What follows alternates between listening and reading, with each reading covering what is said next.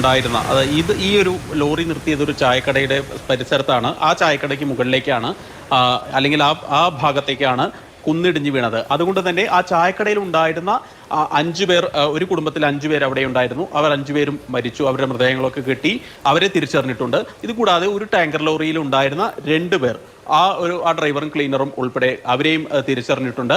ഇതോടൊപ്പം വേറൊരു കൊച്ചു കുട്ടിയുടെ മൃതദേഹം കൂടി കിട്ടിയിട്ടുണ്ട്. വേറെ 2 പേർ കൂടി ഈ ആശുപത്രിയിലുണ്ട്. ഏതായാലും ഇവരുടെ ബന്ധുക്കൾ ഇതെല്ലാം പോയി പരിശോധിച്ചു. അവരല്ല എന്ന് കൃത്യമായിട്ടുള്ള വിവരം അല്ലെങ്കിൽ അവർ തിരിച്ചറിഞ്ഞിട്ടുണ്ട്.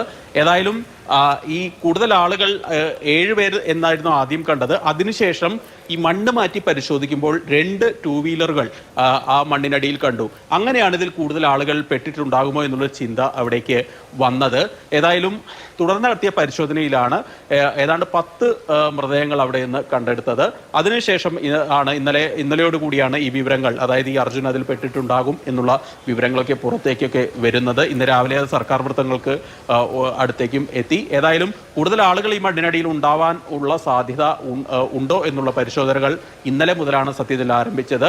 ഇന്ന് 4ാം ദിവസമാണ് ഈ ഉരുൾപൊട്ടൽ ഉണ്ടായിട്ട്, അല്ലെങ്കിൽ ഈ മണ്ണിടിച്ചിൽ ഉണ്ടായിട്ട് ഇന്ന് 4ാമത്തെ ദിവസമാണ്.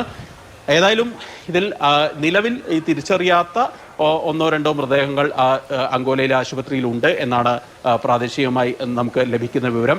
ഇപ്പോൾ ഈ അർജുന് വേണ്ടിയുള്ള തിരച്ചിൽ സമ്മർദ്ദത്തോടു കൂടി വളരെ ഊർജിതമായി തന്നെ ഇപ്പോൾ നടക്കുന്നുണ്ട്. GPS സംവിധാനം ഓണായതാണ് ഈ വിഷയത്തിൽ ഏറ്റവും നമുക്ക് നിർണായകമായിട്ടുള്ള ഒരു കാര്യം. അതുകൊണ്ട് തന്നെ അത് വെച്ചുകൊണ്ടുള്ള പരിശോധനകൾ നടക്കുന്നു.